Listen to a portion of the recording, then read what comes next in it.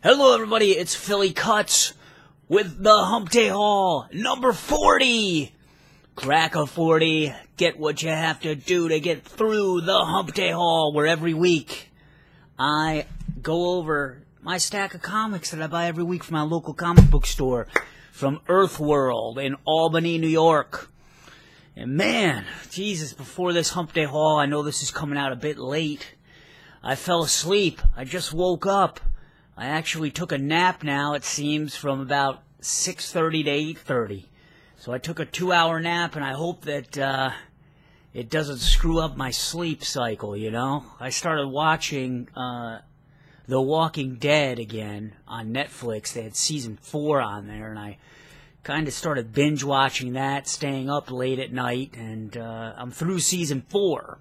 So I'm wondering, is season 5 on, like, Hulu Plus or anything? I can't seem to find that out. I really want to find out what happens. I know they're up to, what, season 6, like episode 6?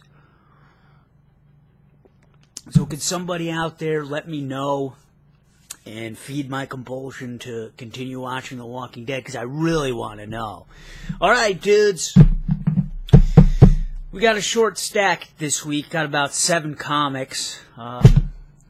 Got a couple titles from DC. It seems that DC now is releasing about 5 or 6 brand-smacking new titles every week, and I got one of those. Martian Manhunter is one of the ones that I picked up. But this week they got the release of Black Canary, Doomed, Dr. Fate, Robin, Son of Batman, and P.R.D #1, which seemed to be like the hot book at my comic book store, and I didn't know anything about P.R.D #1.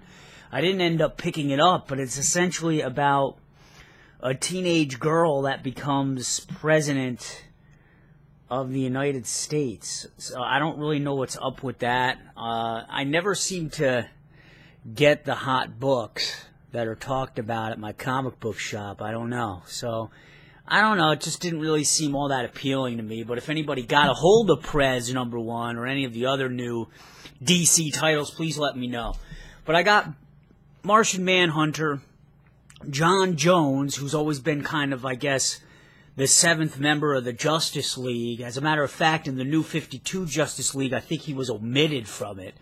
So I guess, you know, there's always been lots of talk. Can Martian Manhunter kind of hold his own in his own comic book series? I think he had one before, and it lasted about 36 issues. I don't remember how many years ago that was. But I'm willing to give it a shot. I mean, it's kind of an interesting character. He seems to have, like, a lot of different superpowers, and he's a very skilled investigator. I was actually doing some reading on him before I started this haul very quickly, and it seems that he has, like, a lot of the powers of Superman, and he also has, like, the deductive reasoning and the investigative skills of, say, a Batman. And I guess the complaint is, well, why do we really need a character that's like that when we already do have Superman and Batman? You know, we kind of have the best of both worlds in the DC universe with those two characters. But he seems really interesting to me. He seems to have some power, shape-shifting ability. Here he is here, flying through the air, and it looks like he kind of starts to morph into a huge dragon, and he saves this airplane. And I guess that relates to the crux of this whole issue, that there are hundreds of acts of terrorism occurring all throughout the country all at once. And you also learn, too, that the Martian Manhunter has, like, psychic abilities and stuff, and he could communicate psychically, I guess, with the rest of the Justice League. Justice League makes a brief appearance in this book as well, and they kind of talk about, did you hear John's psychic call for help, blah, blah, blah. So, really interesting. I look forward to learning about this character, and on the back page it also says that there's going to be the Martian Manhunter versus Superman next. So how can you resist that? I kind of would love to see that. There's also a cool-looking alien in the beginning known as Mr. Biscuit. And he reminds me of, like, a praying mantis or something. He actually reminds me of, the villain from Colder the Bad Seed. the Mr. Fingers man there that I can't recall the name of. But that's what I got from DC so far. And then my Colin Bunn favorite, Sinestro number 12. In this issue, Sinestro gets his Sherlock Holmes on because one of his own amongst the ranks of the Yellow Lantern Corps is committing like treason and is trying to blow up the planet of New Corridor. Apparently this Yellow Lantern member has turned on the self-destruct switch for the planet, and the planet is going to possibly blow up. This causes a lot of unrest between Sinestro and his daughter, who is a member of the Green Lantern Corps. Her name is, God, I forget what her name is, Laura or something? I can't quite remember her name. But they kind of get in some heated arguments, some passionate exchanges, and it boils over into an all-out brawl, folks. So I can't wait to see that. I don't know if father and son, or father and daughter, rather, have ever been in a fight before. So I'm looking forward to see how that turns out. And there's a dropping conclusion at the end of this issue that I'm not going to spoil for you guys. And it involves that fight. So it should be a pretty interesting issue. I love Sinestro. It's always one of the first comics I read from my pull every week when I do get that book. Alright, I got one title this week from Marvel, and it's Old Man Logan. Old Man Logan is in the new Battleworld, and this is getting a lot of mixed reviews. I looked at some of the reviews online, and they're just saying that the way that this is written by Bendis, it's just kind of inconsistent with the Wolverine character. He's kind of going through Battleworld. I guess he's reached the edge of Battleworld.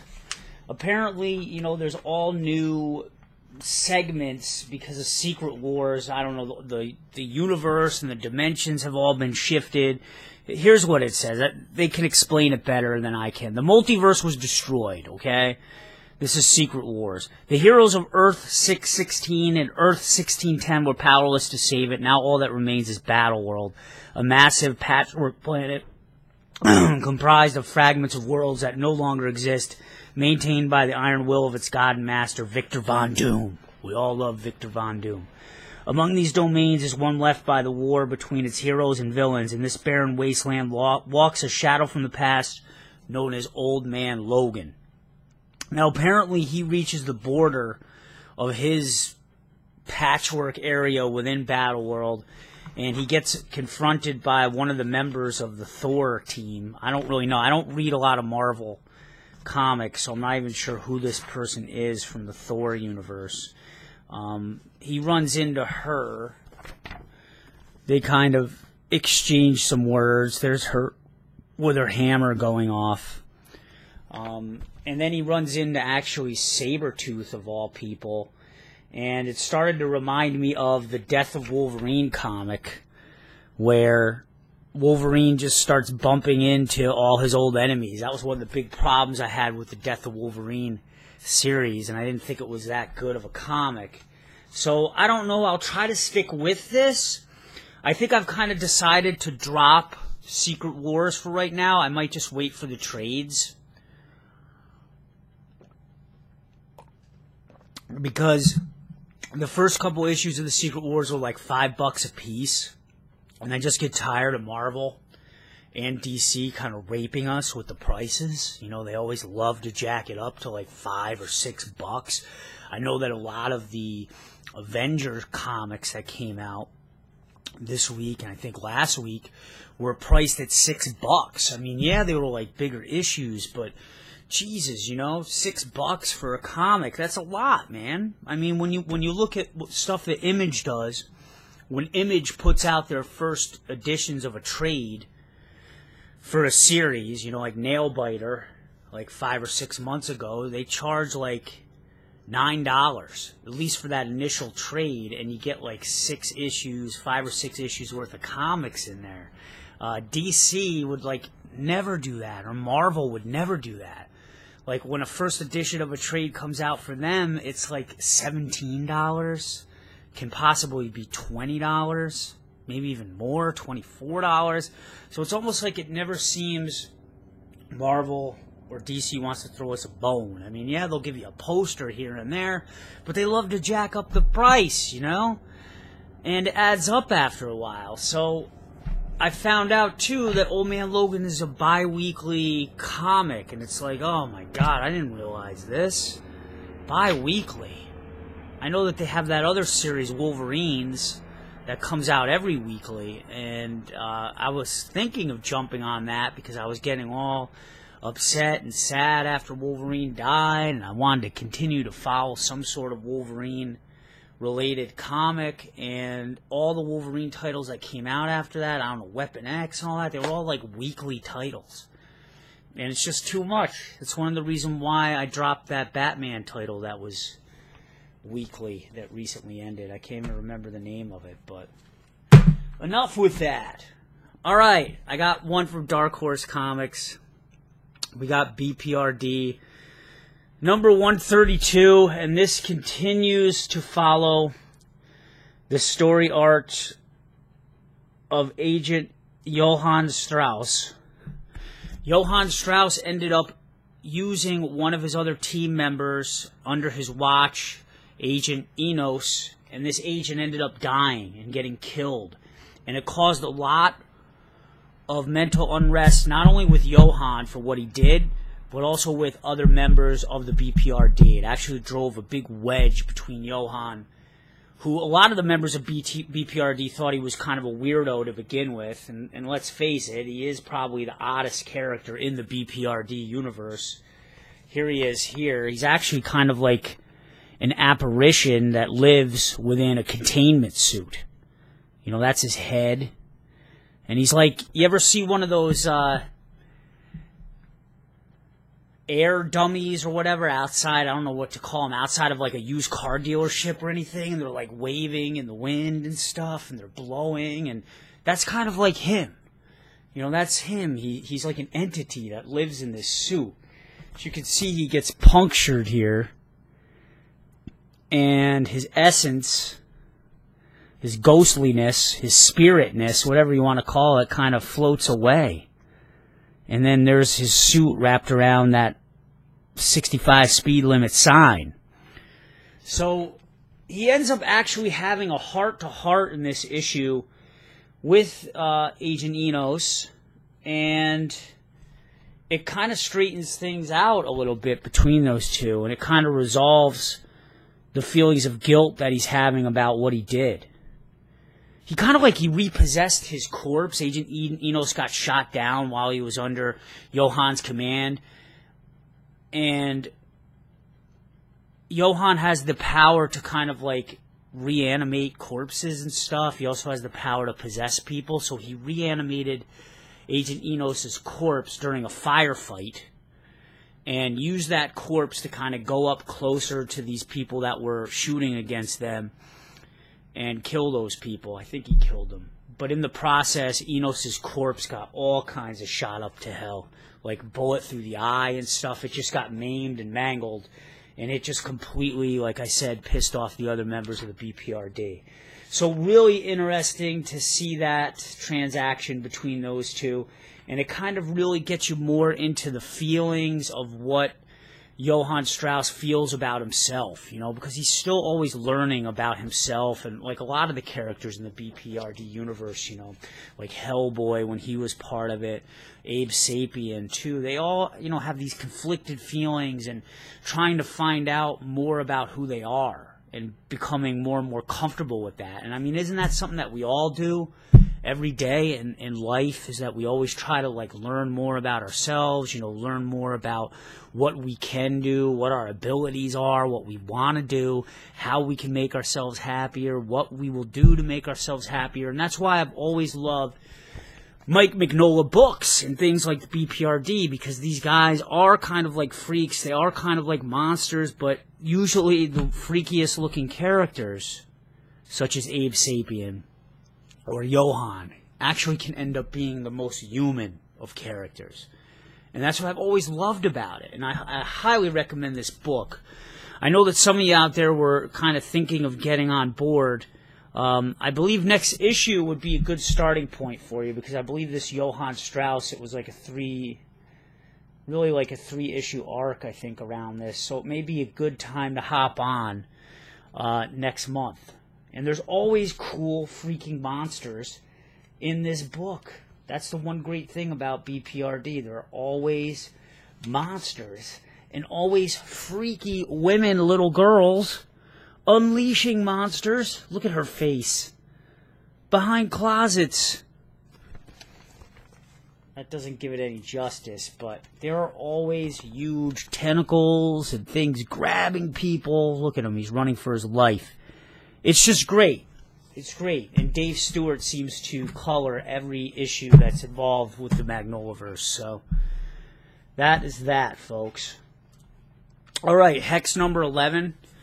I don't really know too much about what's going on in this issue, but Hex definitely is one of my favorite comics, especially with a female lead as the protagonist. Lady Cymbaline has returned. She's this woman here in the white, and she's about to do battle with Lucifer. Bad blood between these two characters. It goes all the way back to issue number 1. Lucifer is an artifact hunter. She tries to collect these enchanted artifacts. The museum where she was collecting these artifacts has burned down. The woman that was the curator of that museum, Val, has been killed. So Lucifer has kind of been unhinged since that. She's gone through a bunch of metamorphoses herself. This book is just a great book, okay? It's got great artwork. It has great coloring. Illustrated by Dan Mora. I mean, you always have great beasts in here. I mean, look at that. That just reminds me of Tim Curry from Legend. You remember that movie, Legend? Michael Allen Nelson is the creator. Gabriel Casado does the coloring. I mean, every issue, it seems, it's just awesome. The dialogue is awesome. The interplay between the characters are awesome. I love this book, and I feel like it's very, very underrated, and I don't feel like a lot of people buy this book. I've never seen anyone have this in their pull. But if you are in to, like, fantasy and, like, necromancy and glyphs and demons and portals, and if you get this artifact, it's going to open up this portal, and this will happen, that will happen. Women with no freaking eyes, soothsayers, truth seekers, naysayers, whatever you want to call it, you're going to find it in this book, man. And I love Hexed, and I hope that it continues. I can't believe they're already up to issue number 11, because it doesn't seem like it's been out almost a year yet. I almost feel like this is on something like not quite a 2-week release cycle, but I'm certainly thinking maybe 3. I don't know if titles do that, but sometimes I feel like that this comes out every 3 weeks at least. That's what I'm thinking. So I highly recommend it. Check this out. It's by Boom Comics. Hexed, alright? IDW, the October Faction, number 8. I thought, like, just last week I got October Faction. So I'm very confused. I don't know if they did do that or if I had missed the title a week before that and just saw it again on the shelves, but I could have sworn I bought this last week. I don't know. Sometimes these comic book hauls, since I do them weekly, they all kind of bleed into one another sometimes. You know what I mean? But a monster hunting family, a dysfunctional monster hunting family, the Addams Family-ish. They're dysfunctional, but in a lot of these issues, they've been coming together, getting closer to Dad and Mom, these kids. They've always wanted to be part of the monster hunting business. Dad was a monster hunter full-time back in the day. He retired, became a professor that taught people about demonology and monsters. He's come out of retirement. He has people from back in the day that want to kill him, that want to skin his ass. Well, I guess in this issue, he finally lets his kids take up the mantle of Monster Hunter, and he begins teaching them. He begins showing them the ropes of monster hunting. And there's actually a cool sequence where he kind of takes them out into a graveyard and teaches them how to kill a vampire. I don't know if this is going to show up. The artwork in this by Damian Worm is very, very dark. Very, very atmospheric. I love the black pages. It really adds to the atmosphere. It's just it's a dark book, but it also has a lot of humor in it. My only complaint is that the dialogue is pretty sparse and minimalistic. I mean, look at this. You see the white bubbles, the caption bubbles. There's not really a lot of these per page. It's just kind of very minimalistic. And you can actually, if you just burn through it, you can read this in under 5 minutes. You know? I guess I'm not really one to study the artwork for very long periods of time, so I can really burn through issues of books very, very quickly. And it's just kind of like, yeah, you pay $4. It's kind of like a cool, fun read, but it's over in 5 minutes. I'm like, damn, that's expensive, you know? And people complain about the movies. I mean, I saw Jurassic World this weekend, which was great. Go check it out. I caught that movie with my girlfriend. It was great. I loved it. But at least you're there, you know, you may spend $11.50, but you're there for 2 hours, you know? I mean, $4 per 5 minutes, it's pretty pricey, right? I mean, yeah, you get to keep the issue, and that's cool, and that's fun, but honestly, a lot of these comic books I don't really reread very much. You know, I kind of read them once, seal them, and you know, put them away. You know, put them to sleep, put them on the shelf. You know, I think the only series I really reread a lot are my B.P.R.D. and, like, Green Lantern stuff I read over again. But a lot of the other stuff, yeah, I just kind of seal it and forget about it.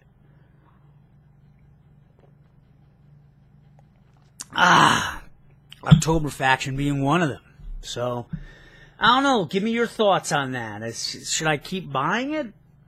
$5 worth of, or 5 minutes worth of entertainment for $4? They just never seem to have a lot of dialogue in them, you know? Reminded me of Rasputin by Image Comics when that first came out.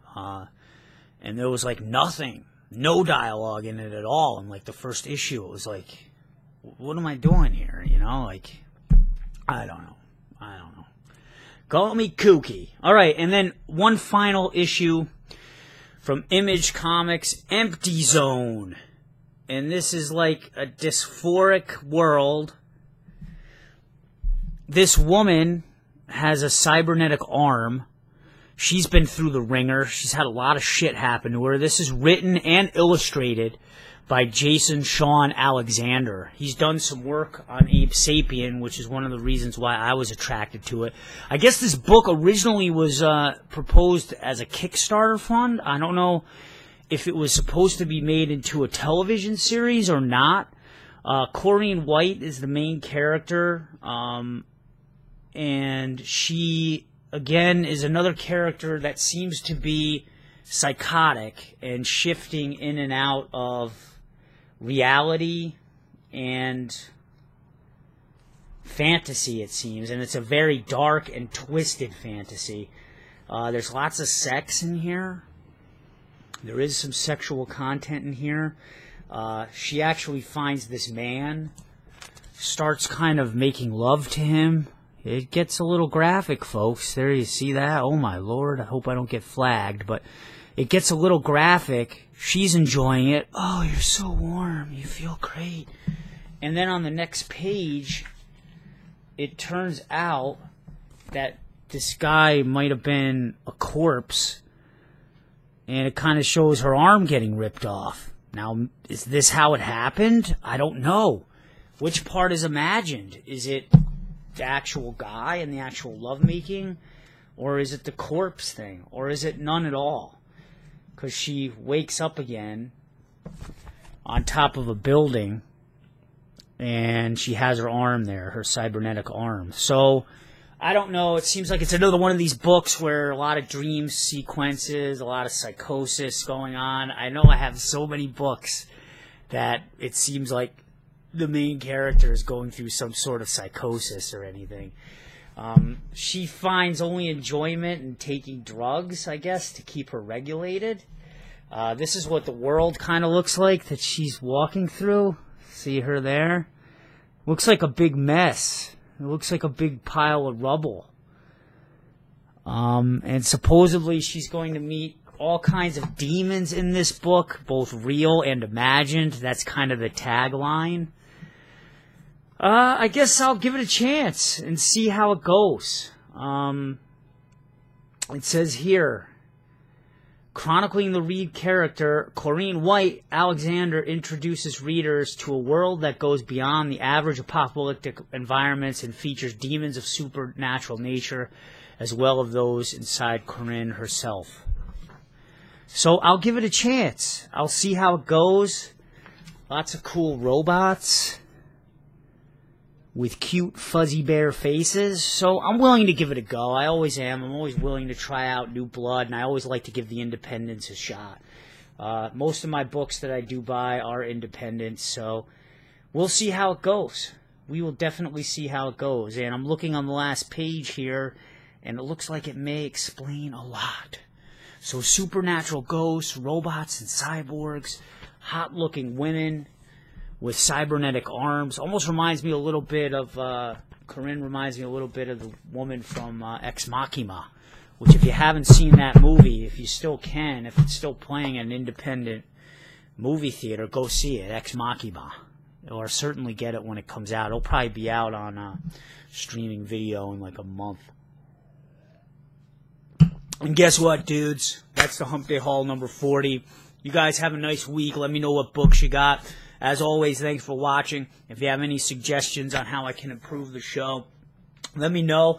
I'm thinking I'm going to set up things in a different area. I might start to hang up some of my favorite books in the corner of my apartment and kind of get a more interesting backdrop here for you guys. I know that 40 episodes now with just me standing in front of here is getting a little played, so I'm thinking about switching that up soon. So I guess you'll see it when you see it.